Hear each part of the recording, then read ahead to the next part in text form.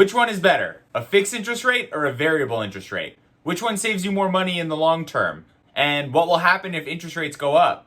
Stay tuned, because in this video, we're going to talk about all that and more. What's up, everyone? Welcome back. It's Nick Vazquez here. And in today's video, we're going to talk about fixed interest rates versus variable interest rates and which one is better to go with. Before we get into it, I do want to say if this video is helpful for you, please do me a huge favor and hit the like button, hit that subscribe button. And if you're feeling a little extra generous, just tap that little notification bell. So I want to preface this video with a little bit of a disclaimer. I'm not a mortgage broker. I'm not an expert in mortgages or interest rates or anything like that. I'm a real estate agent who is an expert in all things houses. So buying at a good price, selling at a good price, building wealth through real estate, investing, all that fun stuff. So keep that in mind as you're watching this video. That being said, this information is coming directly from a mortgage broker who is an expert in this space. So you can be sure this information is solid. So hopefully this will be helpful for you when you need to make that decision. Let's start with explaining the two types of rates. We're going to start with the fixed rate. So when we're talking about fixed rates, basically your rate is locked into place for a period of time called the term. It's usually 5 years. Your rate is typically a bit higher, but provides for a stable, consistent mortgage payment for years to come. If you break the mortgage, there is often a bigger penalty, and it's not possible to switch a fixed rate into a variable rate without breaking the mortgage. Now, for variable rates, the rate floats or changes over time with decisions from the Bank of Canada. The rate is determined using a discount off of the prime rate. So an example would be prime minus 0.5%. Typically, the variable rate is lower than the fixed, but it can also float higher for some time. If you break the mortgage, the penalty is typically far lower, and you could switch the variable rate into a fixed rate at any time without breaking the mortgage. So is going fixed or variable the right decision in 2021?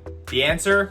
Honestly, it depends. Fixed rate mortgages offer you stability, but variable rate mortgages offer you with lower interest rates, and generally over the course of the term, you're going to be saving more money doing a variable rate. When the difference between fixed rates and variable rates is really narrow, meaning there's not much of a difference, people do tend to pick fixed rates just because there is a lot more stability there.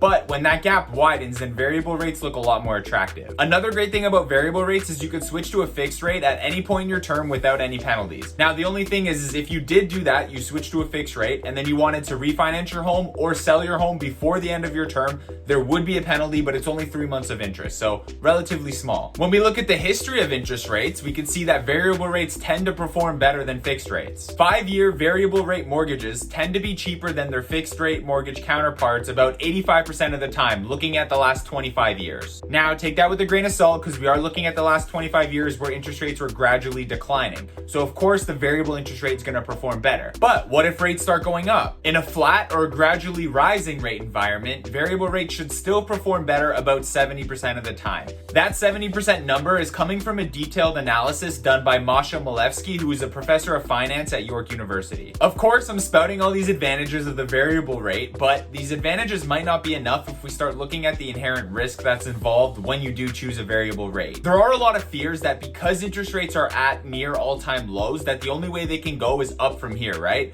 But are those fears really justified? Here are 3 key points to consider so that we can answer that question. Number 1 is how long before the variable rate starts rising? If you didn't know, our variable mortgage rates are based on the Bank of Canada's policy rate, which currently sits at 0.25%. The Bank of Canada said that they do not intend to cut anymore, so the question is, when is it going to go up? When the pandemic started, the Bank of Canada said they weren't going to raise rates until the second half of 2023. So, a few years out in the future, we still have time. But then the housing market started going crazy, and the Bank of Canada felt that the low interest rates were fueling the crazy home appreciation, so they decided to move back that time to the second half of 2022. So that's the timeline we have right now. Interest rates should be staying low until then. The second question is, when variable rates do start to rise, how high are they going to go? Because there's such high levels of debt today, the Bank of Canada predicts that each time they raise the rates, there's going to be a bigger impact in the economic market. Now, because of that, the Bank of Canada said themselves that they don't think they're going to need to raise rates that much to get things under control and to slow down inflation. For historical context, the average Bank of Canada tightening cycle has typically comprised of 6 0.25% rate hikes, for a total of 1.5%. By the bank's own estimate, it'll take anywhere from 12 to 24 months for the economy to feel the impact of each of those rate hikes. Because of that, it's likely that the Bank of Canada will increase rates gradually to allow time for the market to absorb that impact. They're probably not going to wait a year or two to do those incremental increases, but if the rate hikes are stretched over a longer than normal time frame, then there'll be larger savings for those variable rate borrowers. The next question is, when will the Bank of Canada cut rates next? Remember, what comes up must come down. So if you were to start a 5-year term today, you're likely to see both a rise and a decrease in your interest rate over that term. Variable rates don't win out just because they're lower than fixed rates for the entire 5-year term. They win out because the average cost is usually lower during that 5-year period. So to wrap this whole thing up, while variable rates are a good long-term option, there's no guarantees that they're gonna win, and you must be willing to accept the risk of that. If you're gonna be losing sleep worrying about that risk, then a variable rate is probably not for you and you should just choose a fixed rate. But if you are okay with the risk involved in the variable rate, keeping in mind that they should win about 70% of the time over fixed rates, then just go with the variable one. No harm done, right? I do hope this video was valuable and helpful for you. I'm not an expert in this field, so I'm really just trying to decipher this information and try and make it as clear and concise as possible so that you can find some value in it. If you have any questions or you are thinking of buying or selling a house in the GTA, please feel free to reach out to me. My contact info is below. You can hit me up whatever way works for you. If you want to start looking at houses, if you want to talk about your plans, your goals, anything like that, just reach out to me. We can start having those conversations. Thank you so much for watching the video. I appreciate each and every one of you. If you like the video, please hit that like button. We've got some great videos coming out, so double check, make sure you are subscribed, and tap that little notification bell. Until next time, enjoy yourself and have a great week.